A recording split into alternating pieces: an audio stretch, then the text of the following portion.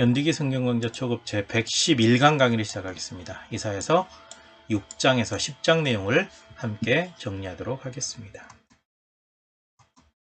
자, 6장입니다. 6장 이사야가 본 환상이 언급되어 있죠. 우시야 왕이 죽던 해에 높은 보좌에 앉으신 하나님을 이사야가 보게 됩니다. 천사들이 거룩하다 라고 찬양을 하죠. 요한계시록의 한 장면이 딱 연상되죠. 하나님의 보좌 앞에서 벌어지는 그 일입니다. 이제 이사야가 이제 하나님을 보고 나는 죄가 많은데 하나님 보았기 때문에 화를 당할 것이다. 나는 죽을 것이다. 라고 이사야가 이 얘기를 해요. 그때 이제 하나님께서는 이사야를 사명자로 부르십니다. 천사가 부젓가락, 이렇게 숯불을 짚는 화로에서 쓰는 젓가락을 얘기하는 거거든요. 제단에 있는 숯불을 하나 딱 들고 오더니 이사야 입에 대요. 그러면서 너의 모든 죄와 악이 다 용서받았다. 그래서 용서의 선언을 해줍니다.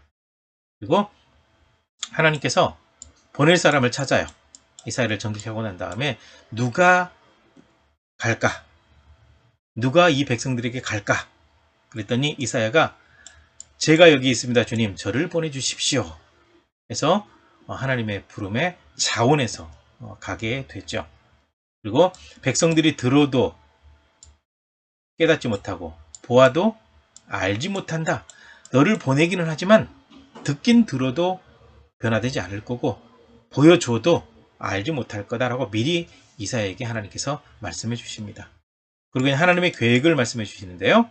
백성들이 보고 듣고 깨닫고 돌아와 고침받을 것이다 라고 하셨는데 바로 이루어지는 것이 아니라 황폐한 후에, 그러니까 바벨론 포로로 잡혀간 이후에 이제 그 회개를 하게 되거든요. 말 그대로 이제 이루어지게 되는데 하나님의 계획이 그렇다라는 거예요. 그 다음에 거룩한 씨가 그루터기가 된다. 그럼에도 불구하고 하나님 앞에 남아있는 사람은 있다라고 분명히 언급을 하고 있습니다. 네, 이사야 소명장에 관한 그림이 하나 있어서 가져와 봤고요. 자, 7장 내용을 보시게 되면 아하스와 유다의 위기가 기록이 되어 있습니다. 이미 열왕기 하에도 나왔지만요. 중복되죠. 아람왕 르신과 이스라엘 왕 베가가 유다를 공격해 왔습니다. 그래서 그 연합군들을 보고 왕과 백성들의 마음이 굉장히 흔들리게 되죠. 이때 이사야 선지자가 아하스 왕에게 두려워하지 말고 낙심하지 말라라고 만나서 얘기를 해줍니다. 그리고 아람은 다메섹에 흡수가 되고 이스라엘은 65년 내에 망할 것이라는 것을 알려주죠. 그 다음에 이제 임마누엘 약속이 기록이 되어 있는데요. 이사야 선지자가 아하스 왕에게 기도하라고 얘기를 했습니다. 이 말을 했더니 아하스 왕이 하는 얘기가 나는 기도하는 일로 하나님을 시험하지 않겠다 라고 기도를 안 해요.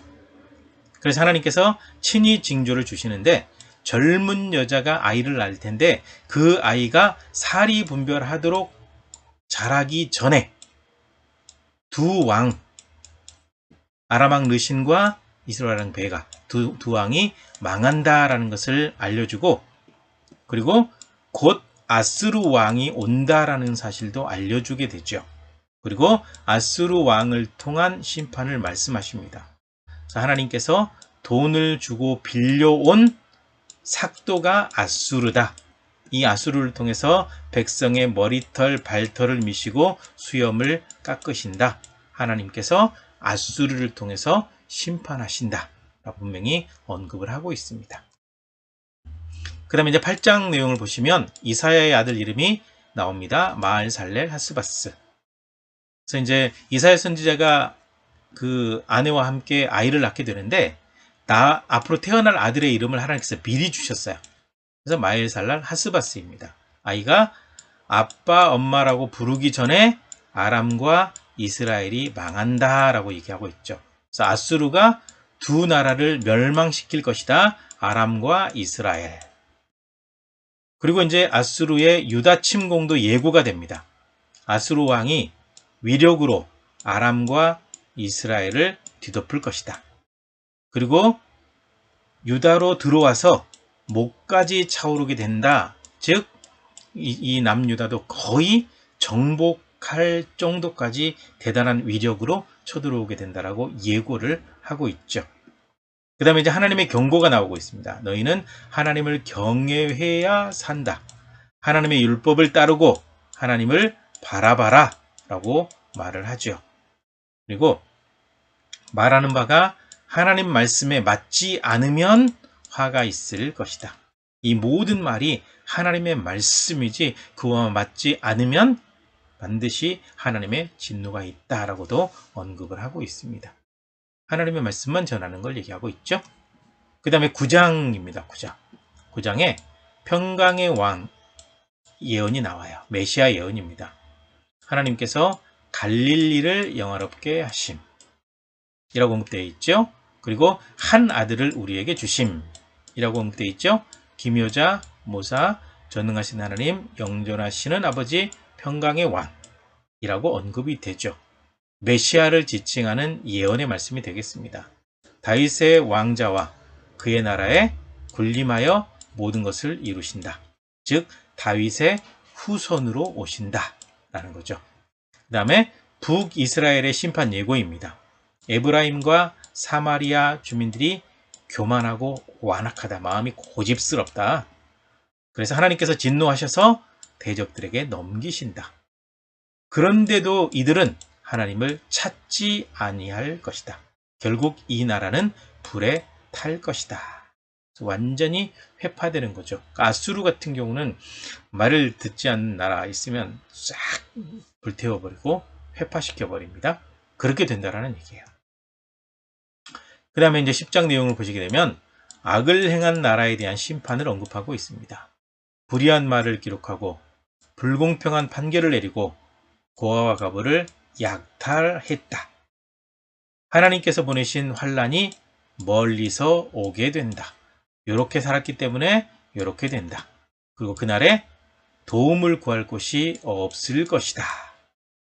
악을 행한 나라에 임하는 심판, 하나님께서 보내신 심판은 그 누구도 못 피한다라는 거죠. 그리고 하나님의 도구 아수르 또 얘기하고 있습니다. 아수르 사람은 하나님의 진노의 막대기라고 또 언급하고 있죠. 경건하지 않은 백성, 하나님을 화나게 한 나라를 이 아수르로 하여금 치게 할 것이다. 그리고 남은 자는 회복된다. 야곱의 남은 자들이 전능하신 하나님께 돌아오게 될 것이다. 그리고 아수르에 대한 멸망 예고도 같이 하고 있습니다. 하나님의 분노가 그치게 되면 아수르는 망하게 된다. 하나님께서 혁혁한 위력으로 그 가지를 꺾으실 것이다.